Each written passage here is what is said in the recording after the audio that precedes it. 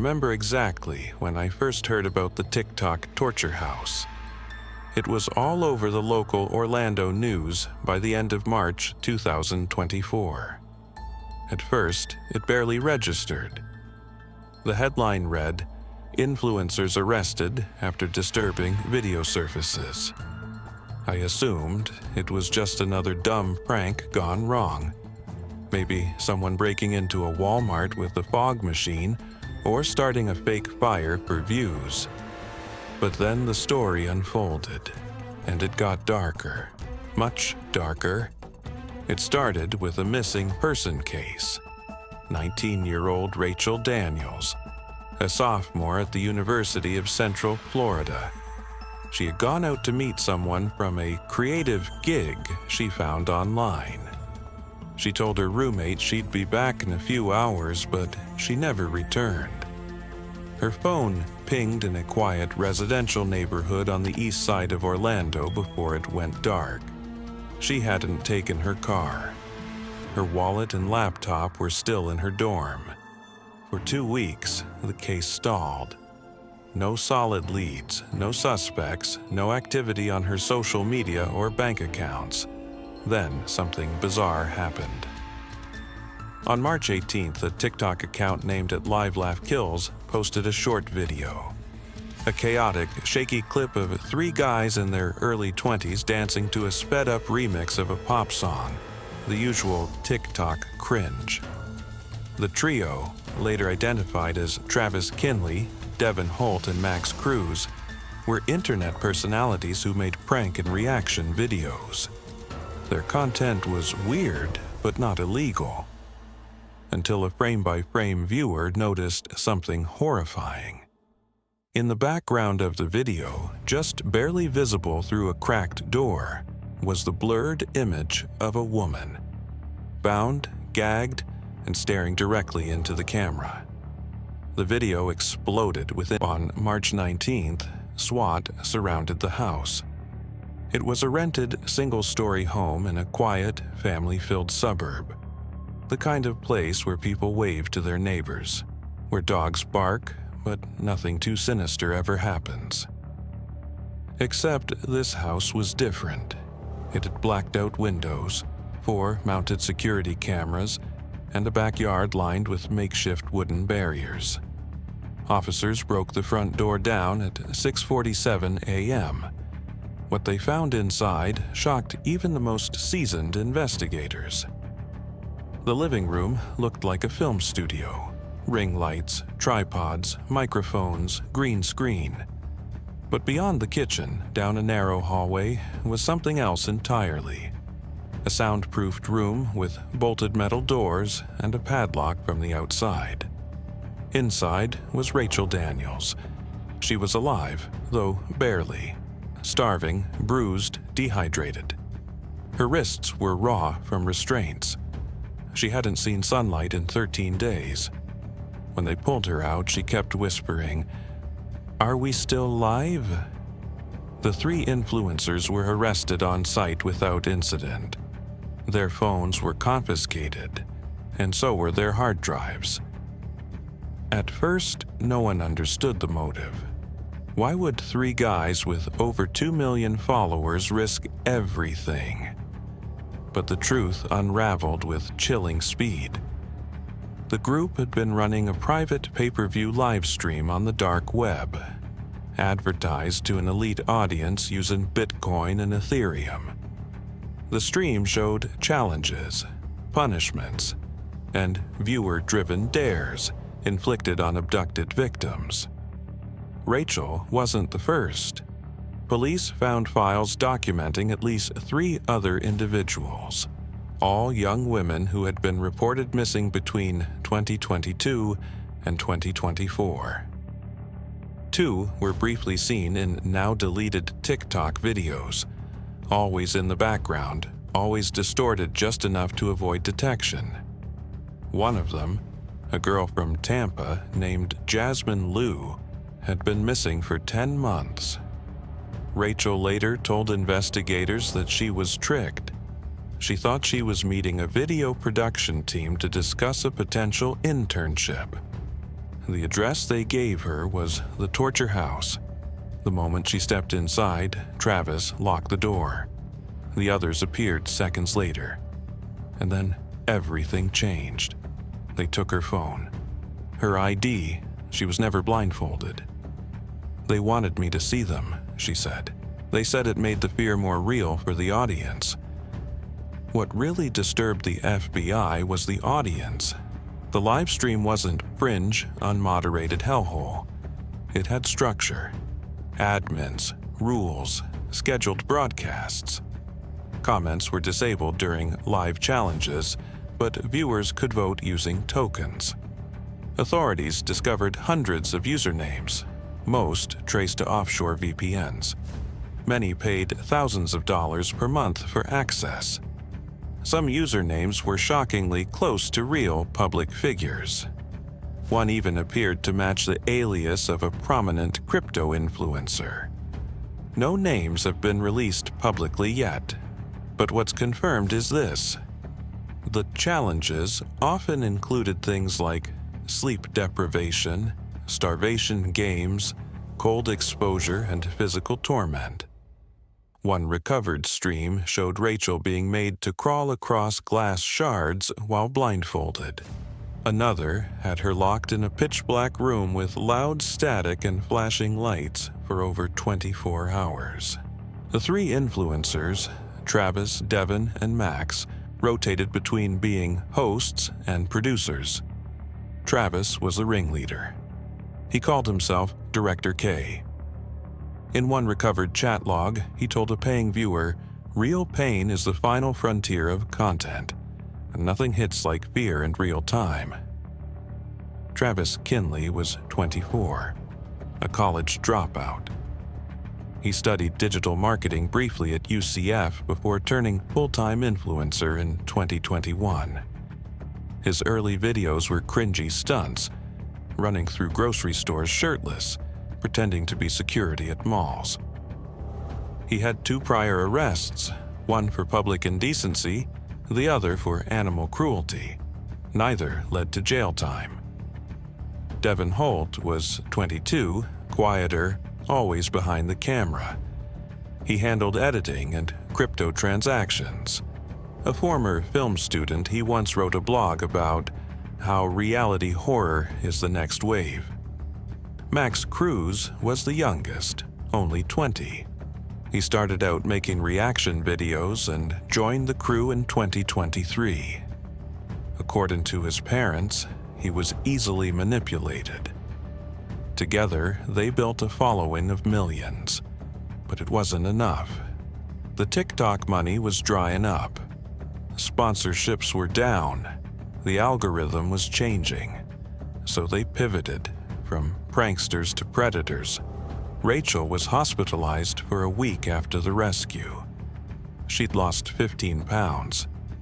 She had frostbite on her feet from being forced to stand in a freezer barefoot for over an hour during a dare. Her hands shook when she tried to drink water, but she survived.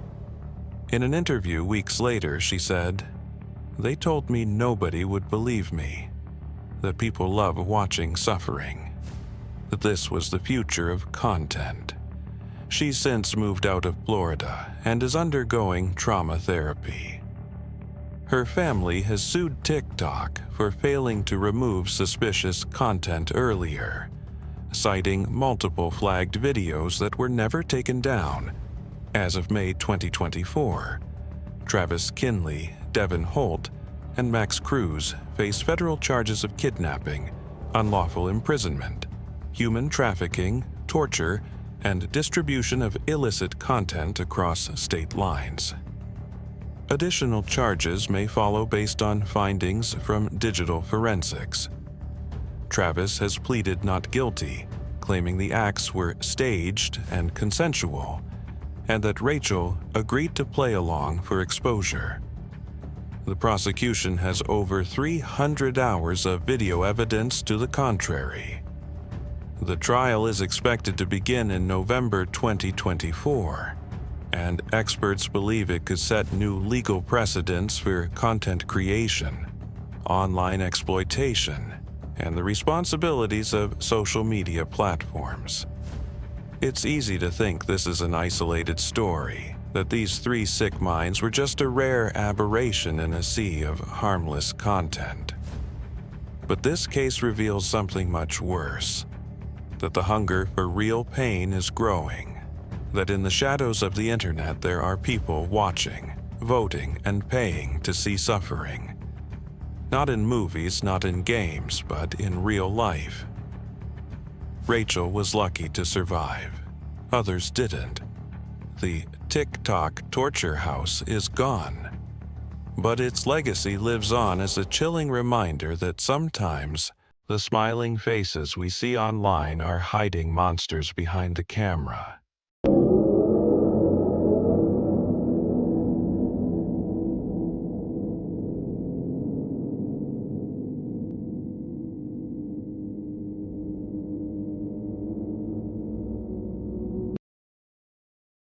The Harris family's home on Pine Hollow Drive in Des Moines, Iowa, was the picture of suburban serenity, quiet, unassuming, nestled among rows of nearly identical houses where nothing truly sinister had ever happened.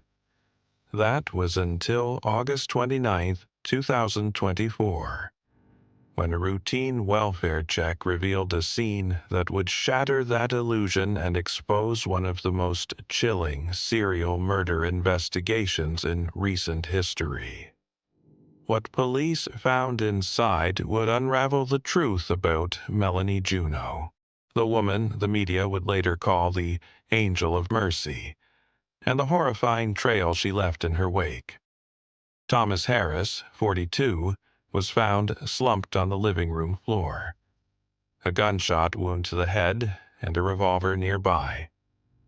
His wife Rachel, 39, and their daughters Lacey and Hannah, just 9 and 6, lay in their beds upstairs, appearing as if they'd simply gone to sleep and never woken up.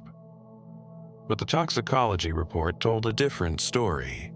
Rachel and the girls had been poisoned. The substance? Sodium thiopental, a powerful barbiturate not available to the general public, commonly used in lethal injections. Initial theories suggested a murder-suicide. Perhaps Thomas had reached a breaking point. But the scene felt off. Too clean, too orderly, no suicide note, no sign of struggle. The pieces didn't quite fit. Detectives soon learned that Rachel had been receiving regular home visits from a private nurse named Melanie Juneau. At 38, Melanie was considered a dedicated caregiver, quiet, polite, deeply religious. She worked for a local home care agency and had glowing reviews. At 38, Melanie was considered a dedicated caregiver, quiet, polite, deeply religious. She worked for a local home care agency and had glowing reviews. Melanie claimed she hadn't seen the family for 2 days and described them as peaceful the last time she visited. But when authorities dug into her background, red flags started appearing. Melanie's employment history showed a troubling pattern. Over 5 years, she'd worked with 3 different agencies across Iowa, Missouri, and Nebraska. Each time, patients under her care died suddenly, often with vague explanations like natural causes or complications from illness. A young boy with muscular dystrophy in Omaha, an elderly woman with dementia in Columbia, a cancer patient in Cedar Rapids. All had died under Melanie's supervision, and until now, no one had connected the dots. Things escalated when investigators searched Melanie's modest apartment in West Des Moines and uncovered a journal. Inside were page after page of chilling entries, meticulously dated. Patient names. She often prayed at patients' bedsides, sometimes humming hymns quietly under her breath.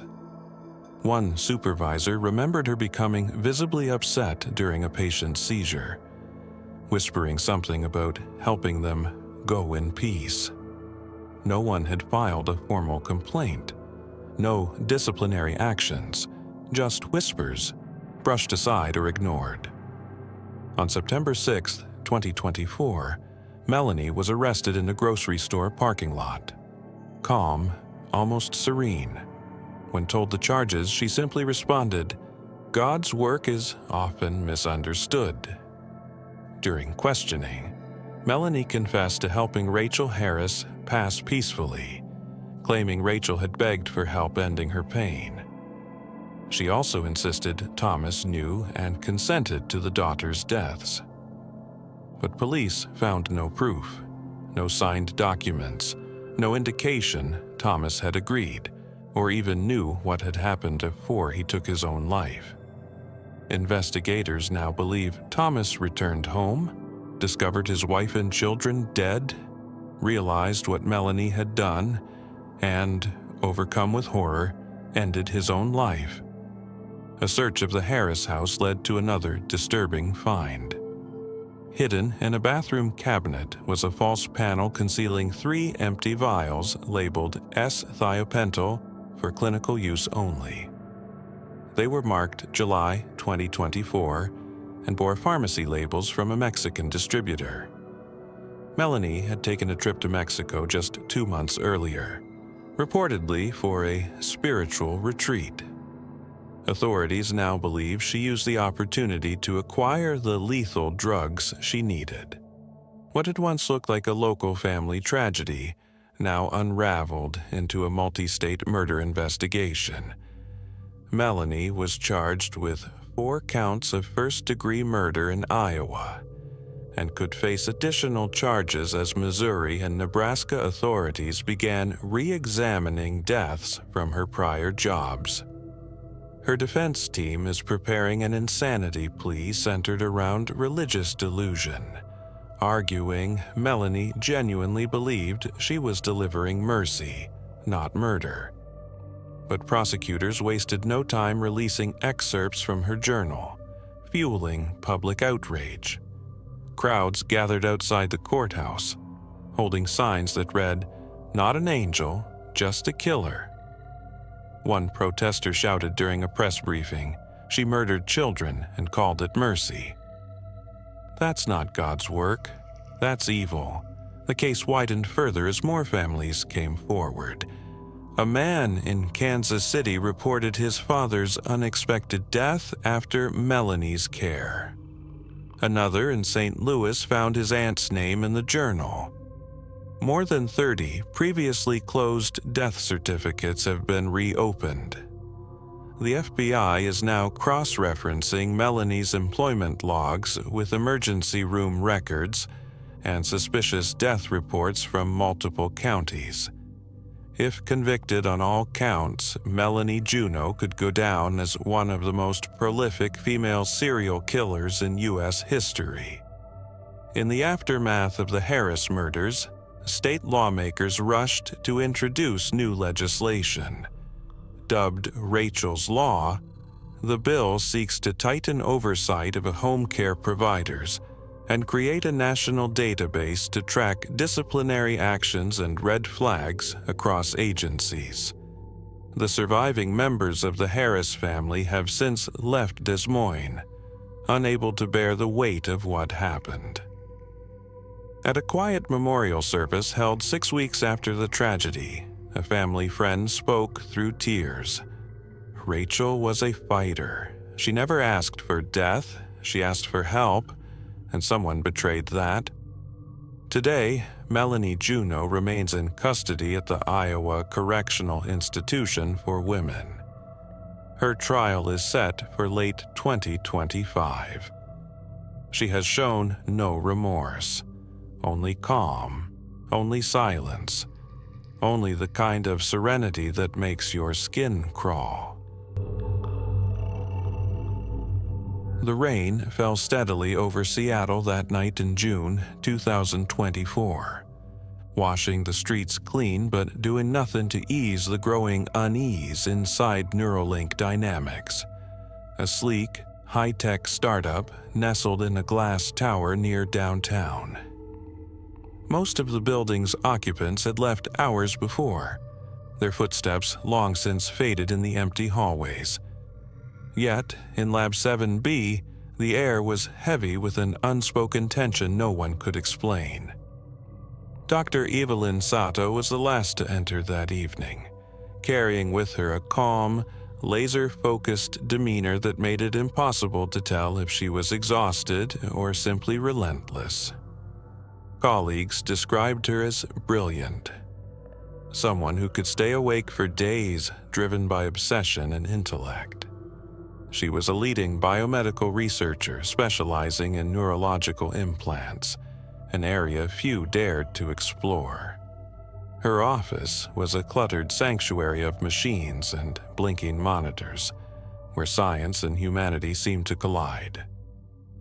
On the surface, the startup's generous funding of her project seemed like a blessing, but beneath the glossy exterior, a dark undercurrent simmered, one few dared to speak of openly. That night, Evelyn carried a small, worn leather briefcase, seemingly innocuous, but inside it held the culmination of years of research, a chip designed not merely to restore memory or aid learning, but to enhance human cognition in ethically questionable ways. Intended as a breakthrough tool for soldiers to learn faster and react quicker on the battlefield, the reality behind the tech was far more sinister than anyone imagined. At precisely 7:42 p.m., security cameras recorded Evelyn closing and locking the heavy lab door behind her, leaving her alone in the room. Her fingers danced across the prototype's control panel before she settled into her chair, typing furiously on her laptop. Hours passed, the building's automatic lockdown protocols engaged. Yet, what happened next became a baffling mystery. The janitorial staff arriving early the next morning found the lab door still locked from the inside. When her co-workers arrived, Evelyn's office was deserted, the lights off, but there was no sign she had left. Her phone lay on the desk, keys still in the drawer, and her car remained untouched in the underground garage. At first, it seemed she might have left town or gone home early. The pressure and stress of such work made sudden disappearances plausible. But as hours passed with no communication, worry grew. Calls and messages went unanswered, and then came the chilling discovery. Behind a false panel in her office wall, an area only she had access to, the cleaning crew found smeared streaks of dark red blood, fresh enough to send chills through even seasoned detectives. A full investigation was launched, but it yielded no witnesses, no forced entry, no signs of struggle besides the hidden bloodstain. It was as if Evelyn had vanished into thin air. Rumors began swirling in the weeks that followed. Shadowy figures seen near the building. Unmarked black SUVs lurking in alleyways at night. A creeping sense that Neuralink Dynamics was hiding far darker secrets than anyone dared admit. Adding to the mystery was the elusive figure of Kay Brandt, a mysterious investor whose name never appeared in official documents. Every attempt to trace Brandt ended in dead ends, as if he were a ghost, funneling millions into the startup through a labyrinth of shell companies. Whispers from anonymous sources close to Evelyn's team revealed even darker truths. The research wasn't just about enhancing memory. It was about control, rewriting soldiers' brains to erase trauma, enforce obedience, and strip free will. The technology was military-grade, part of a clandestine contract hidden from the public eye. Evelyn had uncovered this horrifying reality and was determined to expose it. Weeks before she disappeared, she confided in trusted colleagues that she had found evidence of unethical human trials involving unwilling subjects. soldiers who had volunteered but were now missing or hospitalized under suspicious circumstances. She attempted to leak the data to the press but was repeatedly blocked. Then the FBI stepped in, raiding Neuralink Dynamics with ruthless efficiency. Most of the research data had been wiped from servers, backups destroyed, digital footprints erased, as if someone had meticulously prepared for this moment. Evelyn herself was never found. No body, no note, just an empty void that haunted the company, the city, and stirred fevered speculation across the internet. Some believe she was silenced by powerful forces determined to bury the truth forever. Others think she managed to escape, hiding in the shadows to survive. Her disappearance inspired documentaries, podcasts, and endless internet theories, but the question remains: where is Dr. Evelyn Sato? For those brave enough to dig deeper, the line between cutting-edge science, military ambition, and human horror blurs into something terrifyingly real.